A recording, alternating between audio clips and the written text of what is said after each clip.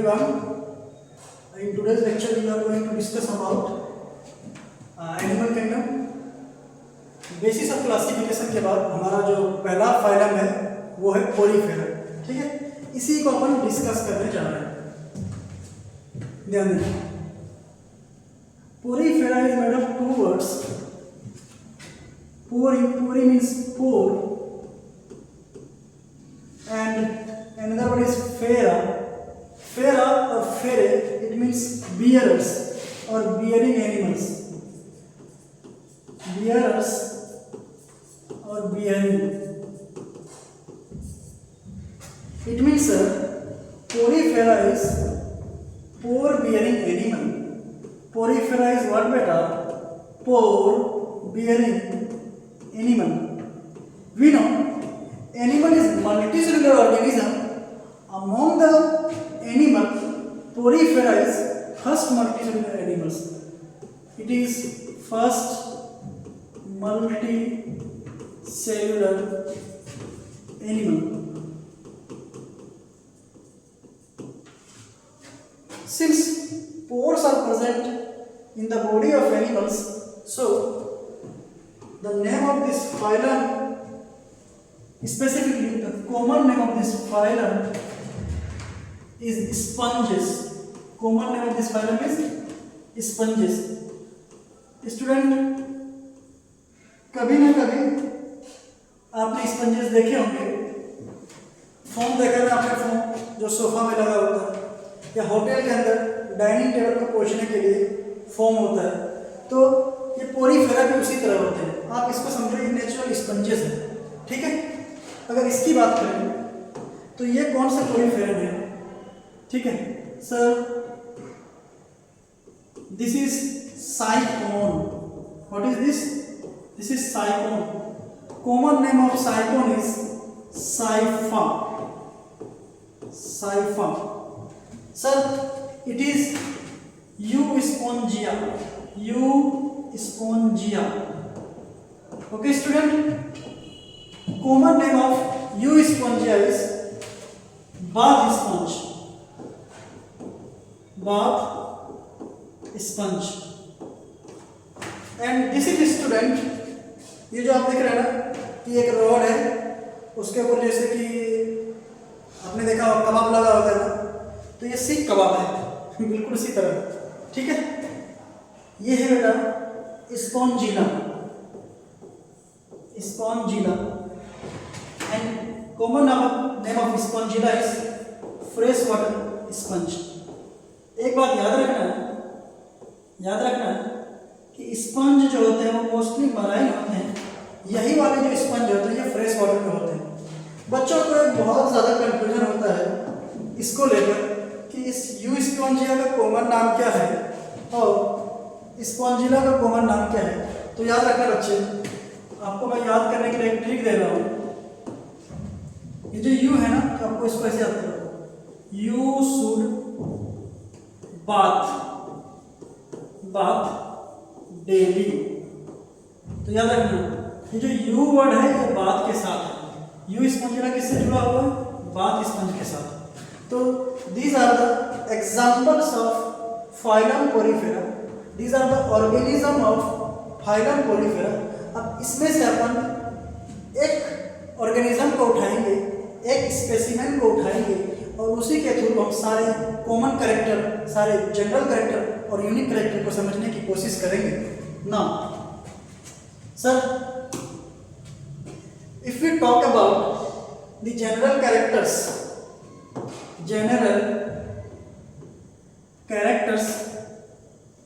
belonging to phylum Porifera, the first general character is habit and habitat. What student? Habit and habitat. याद रखना, जैसे कि मैंने बोला कि पोरीफेरा के अंदर आपको न्यूमेरस माइन्यूट पोर्स देखने को मिलेंगे जिसको ओस्टिया बोलते हैं. ओस्टिया जो होते हैं वो कई सारे होते हैं, जबकि ये जो ओस्क्यूलम होते हैं ये सिंगल होते हैं. तो sir, this is minute pore ostia. Through ostia, water enter into the body of water into the body of periferous, so it is called inhalent pore. Water enter pore. Through this pore, water entry takes place. Water enter through it. Okay, sir. It means inhalent pore. Inhalent. Water enter through minute ostia. एक minute goes into spongioscells and comes out through osculum. Osculum. It is L. So remember, osculum is always large and water exit pore. Now this is water exit pore.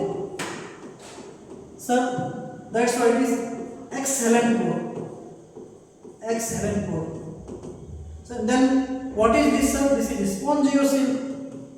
Spongiocele. Got it?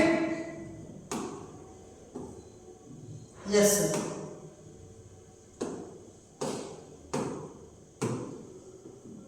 Now, sir, when we talk about habit and habitat of phylum Porifera or the organism of the phylum Porifera, then its habit is it is sessile.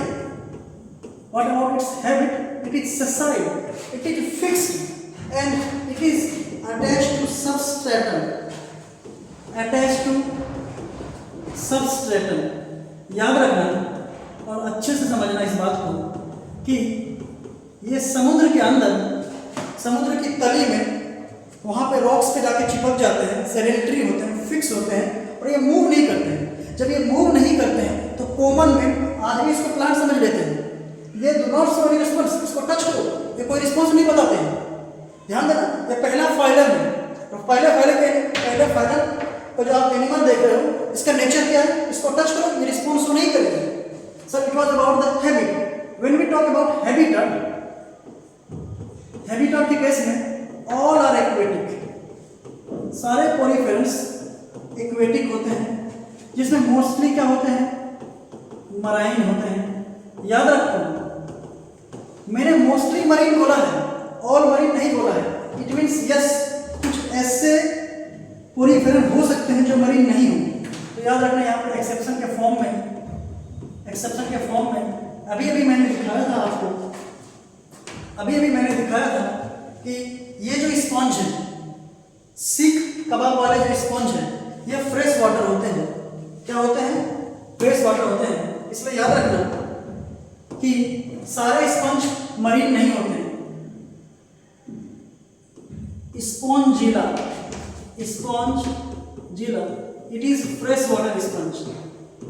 Fresh water sponge. Okay sir, it was all about the habit and habitat.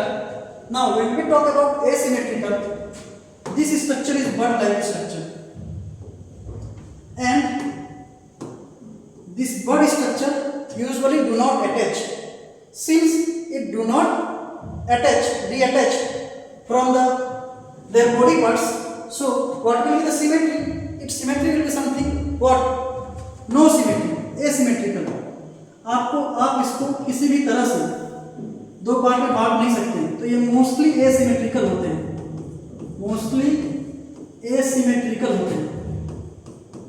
बेटा, NCERT में mostly asymmetrical लिखा है, all asymmetrical नहीं लिखा है। इसका मतलब कुछ एक्सेप्शन हो सकता है? यस सर, है ना। ल्यूकोसुरेलिया, इसमें रेडियल सिमेट्री पाई जाती है, ठीक है। मोस्टली में, ऑल में फर्क होता है ना। लेवल ऑफ ऑर्गेनाइजेशन की बात करें तो इसका जो बॉडी दिख रहा है आपको, इस सेल्स का बना होता है। सेलुलर ऑर्गेनाइजेशन देखने को मिलते हैं। सेलुलर ऑर्गेनाइजेशन, सेलुलर बॉडी होती है। और इस सेलुलर बॉडी की बात करें तो यहाँ पर लूजली एग्रीगेट्स देखने को मिलते हैं। लूजली एग्रीगेट्स, याद रखो, ये सेल्स ग्रुप फॉर्म करके टिश्यू नहीं बनाते हैं, टिश्यू से यहाँ ऑर्गन नहीं बनते हैं, ठीक है। यहाँ पर हर सेल अपना काम करते हैं। That's why you will find division of labour. What you will find? Division of labour. Okay sir, when we talk about digestion, तो डाइजेशन यहाँ पे आपको इंट्रासेल्युलर देखने को मिलेंगे। अभी अपन देखेंगे जब यूनिक कैरेक्टर को पढ़ेंगे तो क्वेनोडर्म के अंदर वहाँ पर क्वेनोडर्म को बनाने वाला जो सेल्स होता है उसको बोलते हैं क्वेनोसाइट्स, जिसका एक और नाम है फ्लैजिलेटेड कॉलर सेल। ये फ्लैजिलेटेड कॉलर सेल्स अपने फ्लैजिला के थ्रू फूड को अंदर लाते हैं, फूड को सेल्स के अंदर लाते हैं। और ये रहे फूड वैक्यूल, फूड को सेल्स के फूड वैक्यूल के अंदर लाते हैं और डाइजेशन वहाँ पे होता है। That's why it is intracellular digestion. इसके स्पंजियो सेल्स, इसके जो स्पंजियो सेल है ये पैरागैस्ट्रिक कैविटी होती है। पैरागैस्ट्रिक कैविटी, ये कैसी कैविटी होती है? ये सीलोमेट नहीं होता है, ये पैरागैस्ट्रिक कैविटी होता है। पैरा मतलब होता है फार, गैस्ट्रिक मतलब होता है डाइजेशन। इसका डाइजेशन से दूर दूर तक लेना देना नहीं होता है। One thing you should always remember that what is intracellular digestion? Digestion दो तरह के हैं,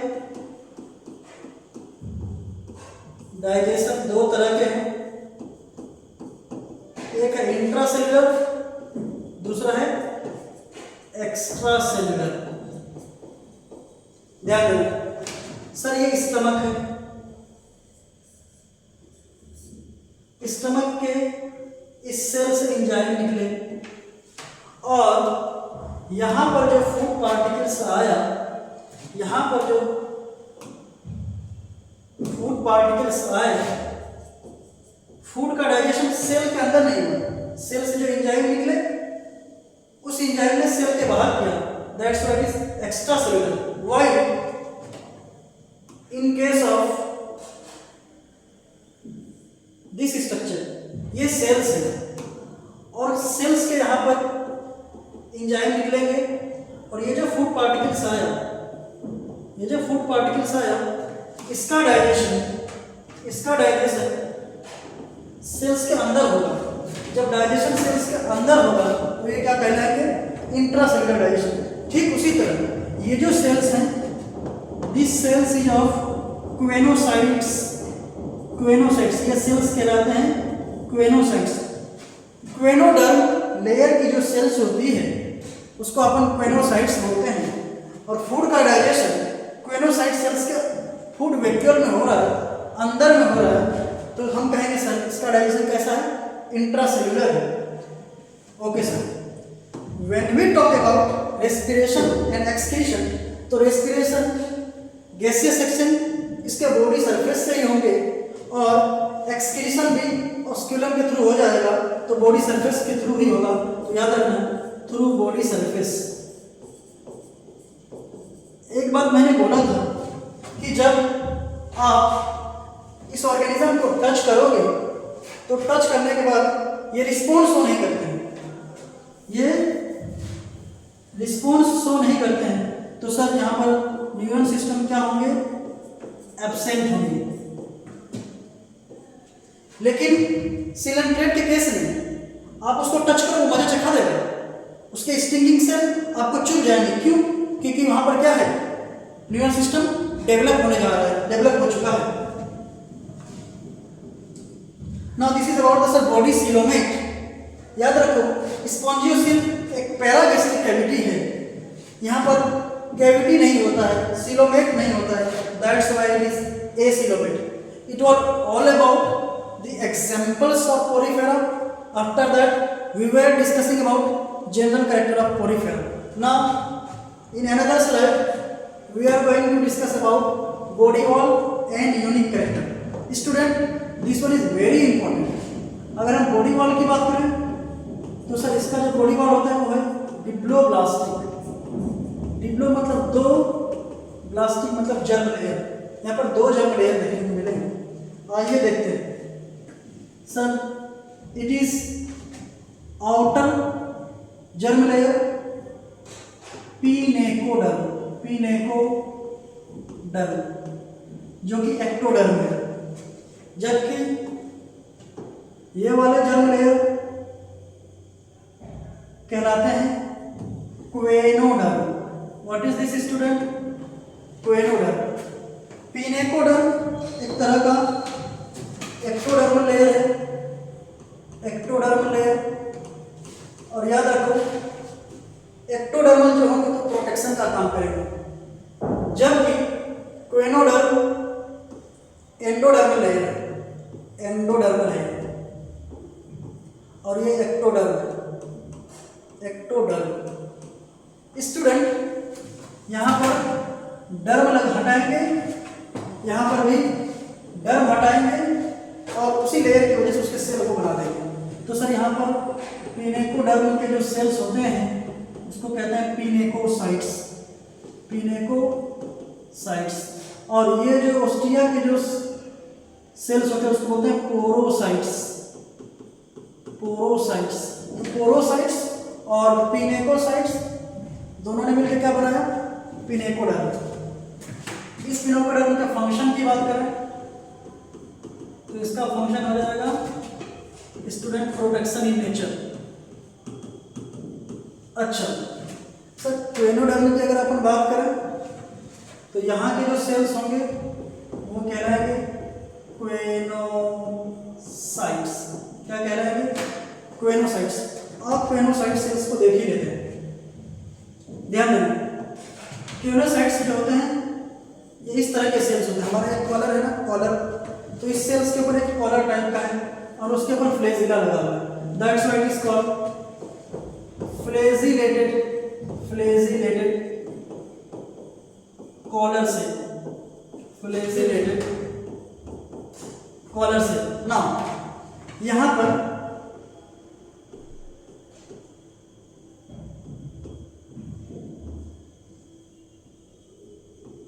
इस तरह से फ्लैजिलेटेड कॉलर सेल्स होते हैं. एनसीईआरटी का लाइन है क्वेनोसाइट्स लाइन पिनेको क्वेनोडर्म और स्पॉन्जियोसिल. ध्यान देखो, ध्यान से देखो.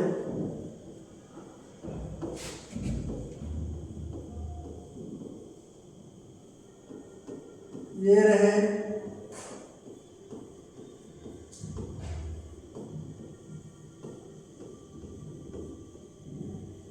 this is quenocytes. Okay, it was all about pinecoderm and quenoderm. When we talk about, sir, this layer, the layer between pinecoderm and quenoderm, this layer is mesenchyme or mesohyme. It is the layer between what? Pinecoderm, we can say ectoderm, ectoderm and endoderm. ये ectoderm और endoderm के बीच में होते हैं. इसकी खास बात क्या होती है? इसकी खास बात होती है यहाँ पर स्पिक्यूल्स पाए जाते हैं. स्पिक्यूल्स, ये रहे स्पिक्यूल्स, ये रहे स्पिक्यूल्स, स्पिक्यूल्स. और इस साथ में इसमें पाए जाते हैं स्पॉन्जिन फाइबर, स्पॉन्जिन फाइबर. ये स्पिक्यूल्स और स्पॉन्जिन फाइबर ये पोरीफेरा के एंडोस्केलेटन को बनाने का काम करते हैं. ठीक है, okay sir. So when we talk about unique characters of phylum porifera तो आपको यही देखने को मिलेगा. तो पहला यूनिक कैरेक्टर क्या देखने को मिलेगा कि sir water enter through minute pore ostia. Water enter through minute pore ostia.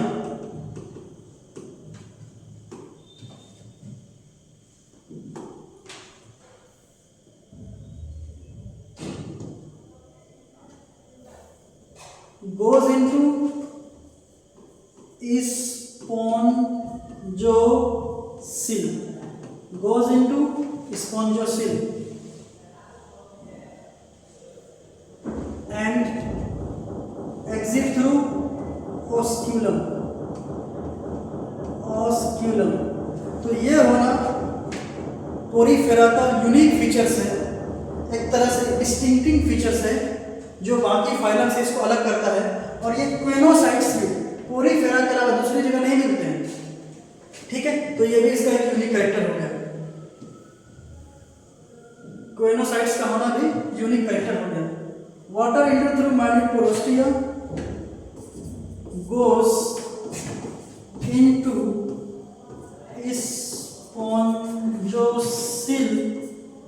spongocyl and comes out or exit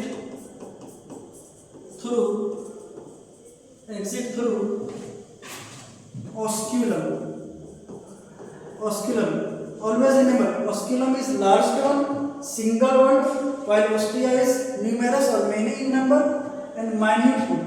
इस तरह का फीचर जिसमें वाटर एंटर करता हो, स्पॉन्जोसिल में जाता हो और बाहर निकलता हो, उसे कहते हैं water canal system, water canal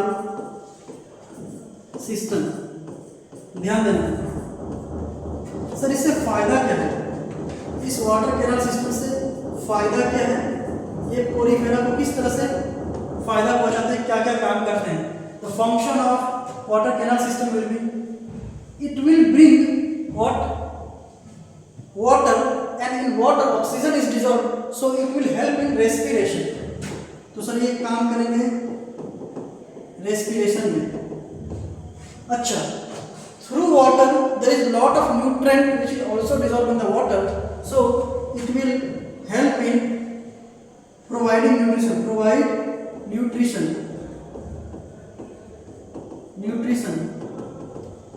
or gathering of food, it will help in gathering of food or food gathering। Okay sir, ना रेस्पिरेशन हो गया, फूड गैदरिंग यानी कि डाइजेशन हो गया, डाइजेशन कह सकते हैं ना। After that it will help in excretion. Oxygen comes through minute porostia and CO2 is excreted through this canal, thus it would also help in excretion। And another extra point which is not mentioned in the NCERT, but you should keep these things in your mind, that is reproduction। Water canal system also help in case of reproduction। How? In most of the cases, sperm from another poriferans comes in the contact of another porifera and cross fertilisation takes place. Cross fertilisation होता है, तो इस तरह से ये water canal system reproduction में भी help play करते हैं।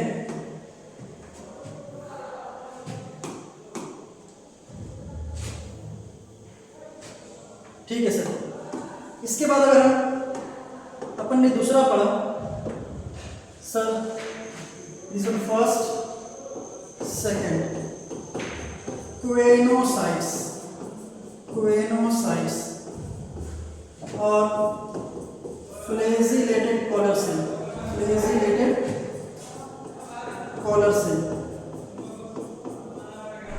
कॉलर सेल्स, इसका होना भी जरूरी है। इससे क्या होता है सर, ये लाइंस करते हैं, लाइंस द स्पॉन्जियोसिल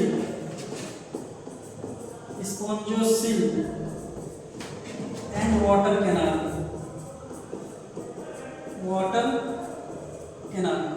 ध्यान देना, मैंने बोला कि यहां पर एक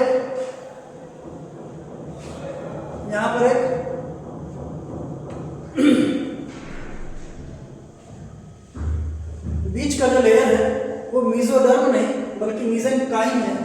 ठीक है, इस मेसेंकाइम में अमीबा टाइप का सेल्स होता है, अमीबा लाइक सेल्स होते हैं। This is called amoebocytes. Amoeba like cells, amoeba like cells. याद रखो अमीबा लाइक सेल्स ये थोड़े बहुत होते हैं, ये जो अमीबा लाइक सेल्स होते हैं ये थोड़े बहुत होते हैं।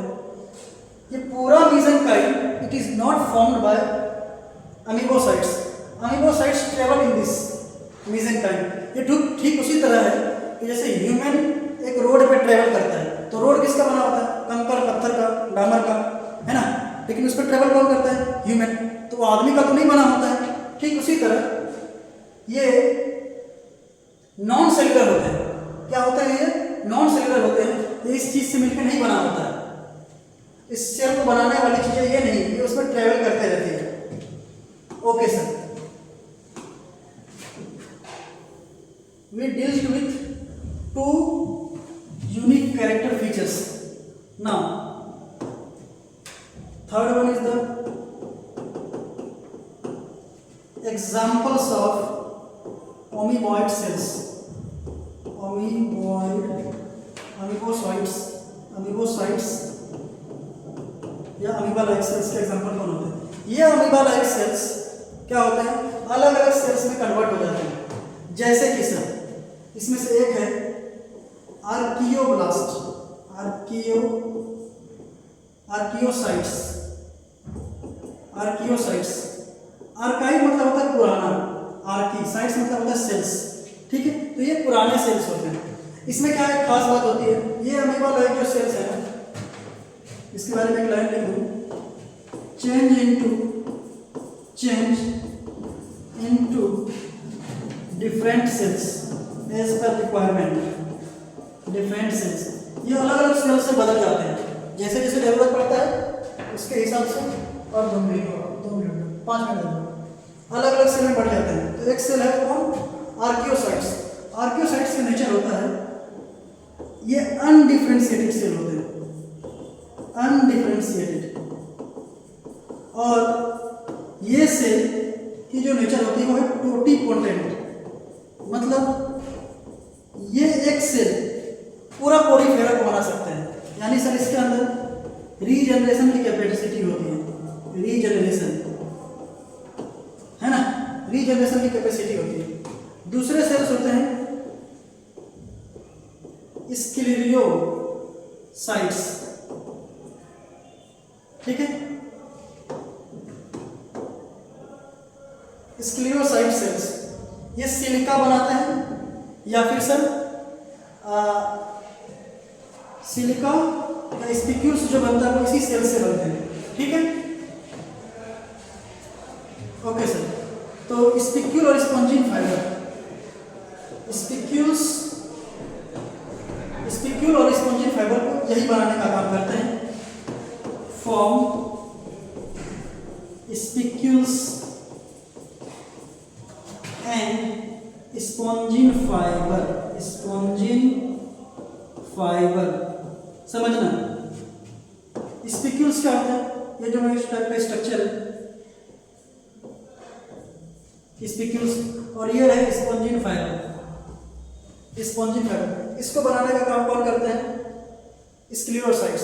ये स्पिक्यूल्स और spongin fibre it is the from the endoskeleton of poriferans. Spicules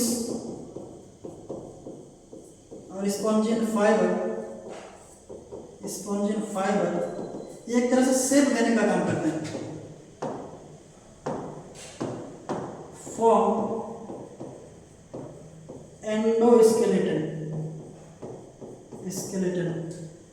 form endoskeleton.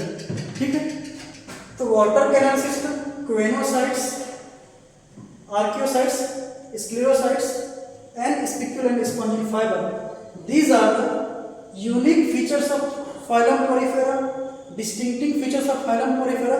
तो इसको पढ़ने का सबसे बेस्ट तरीका है क्या सर? कि एक स्पेसिमेन को उठा लो, एक स्पेसिमेन मैंने उठा लिया, ये उस स्पेसिमेन के क्या है? मॉर्फोलॉजी और एनाटॉमी। ये उस स्पेसिमेन की एनाटॉमी है। एनाटॉमी को मैंने देखा तो मुझे वहाँ पे अलग अलग चीजें मिली।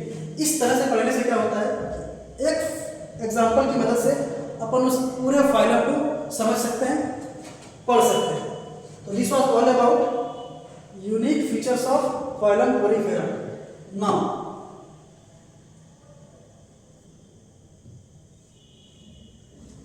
लास्ट के कुछ टॉपिक्स, अगर अपन रिप्रोडक्शन की बात करें तो ये होते हैं जो पोरीफेरा जो होते हैं वो बाइसेक्सुअल होते हैं। मतलब sir male gamete and female gametes are present in the same body, hermaphrodite होते हैं, हर्माफ्रोडाइट होते हैं। अच्छा, एक ही ऑर्गेनिज्म में दोनों चीजें हैं, मोनोइसियस होते हैं, मोनोइसियस। ओके, सेक्सुअल रिप्रोडक्शन कैसे होगा? तो bye formation of gamete, gamete formation के थ्रू, गैमेट फॉर्मेशन। ध्यान देना, ये जो स्पर्म है, ये स्पर्म कहाँ से आएंगे? क्या इसी के होंगे? नहीं, स्पर्म फ्रॉम एनदर, वो यहाँ पे आएंगे। ठीक है, ये रहे एग सेल, एग सेल, ये रहे स्पर्म, दोनों के बीच में क्या होगा? फर्टिलाइजेशन होगा, फर्टिलाइजेशन। और हमें पता है कि when fertilization takes place it will form embryo, ये एम्ब्रियो बनाएंगे। और एम्ब्रियो डायरेक्ट एडल्ट नहीं बन जाएगा, वो बनाएगा लार्वा। वेरी इंपॉर्टेंट, पहले ये सवाल आते रहते थे। यहाँ पर लार्वा का नाम क्या है? स्टूडेंट, लार्वा का नाम जान लोगे तो आपके लिए आसान हो जाएगा। क्या? एम्फीब्लास्टुला, एम्फीब्लास्टुला। ठीक है, ये लार्वा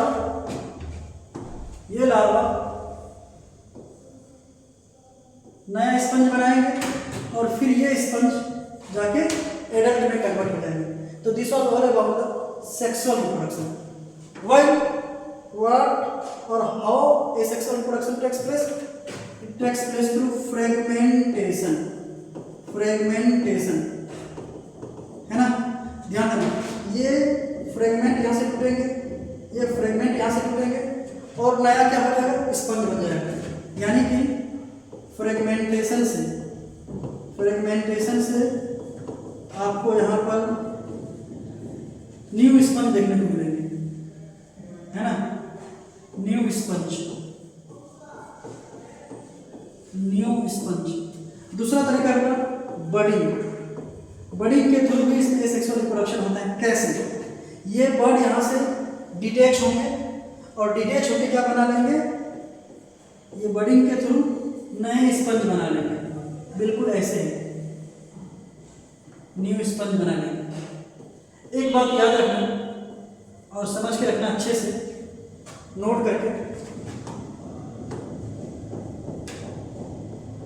इंटरनल बडिंग बोलते हैं इसको, गैम्यूल फॉर्मेशन।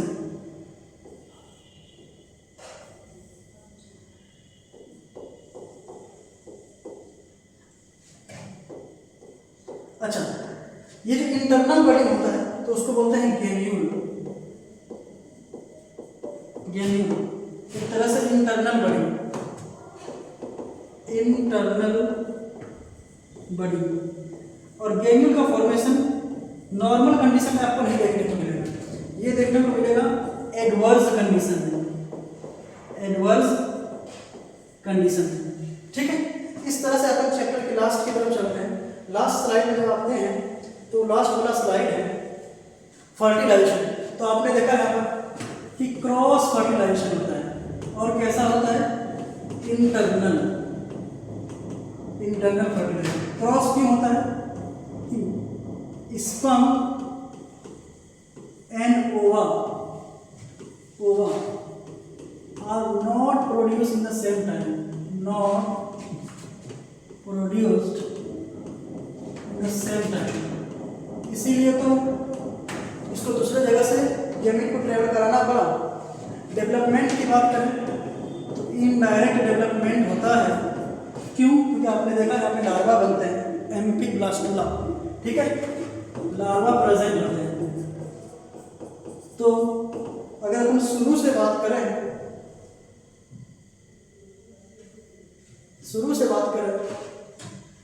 सर पोरीफेरा के अंदर हमने उसके एग्जाम्पल को जाना, कॉमन नेम को जाना, और पोर बेरिंग एनिमल होने की वजह से उसको क्या कहते हैं? Sponges. Got it? Yes sir. इसके बाद मैंने यहाँ पर साइकोन लिया, साइफा लिया, और उसकी मदद से आपको मैंने जनरल कैरेक्टर को समझाने की कोशिश किया। General characters belonging to the phylum Porifera. After general characters मैंने यहाँ पर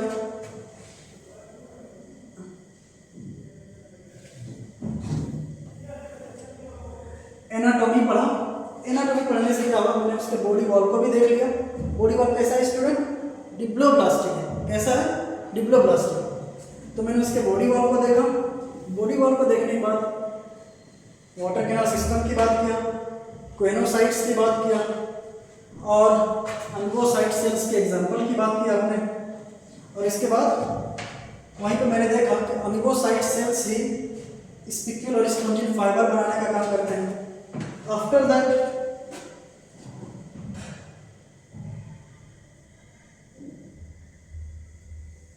यूनिक कैरेक्टर खत्म करने के बाद रिप्रोडक्शन का अपन छोड़ नहीं सकते थे। रिप्रोडक्शन को समझा कि वहाँ सेक्सुअल और एसेक्सुअल रिप्रोडक्शन कैसे होते हैं। ठीक है, सेक्सुअल रिप्रोडक्शन गैमेट के फॉर्मेशन से होगा, है ना, और एसेक्सुअल रिप्रोडक्शन फ्रेगमेंटेशन और बडिंग के थ्रू। इसके बाद आखिर में अपन ने देखा फर्टिलाइजेशन एंड डेवलपमेंट। तो विद दिस वर्ड्स पोरीफेरा अब हमारे बीच नहीं रहा। पोरीफेरा का यहीं पे ख़त्म करते हैं। ये फाइलम को की कहानी को अपन यहीं पे एंड करते हैं। आज की बातें यहीं तक, बाकी बातें किसी दिन किसी अगले टॉपिक के साथ। Okay, thank you.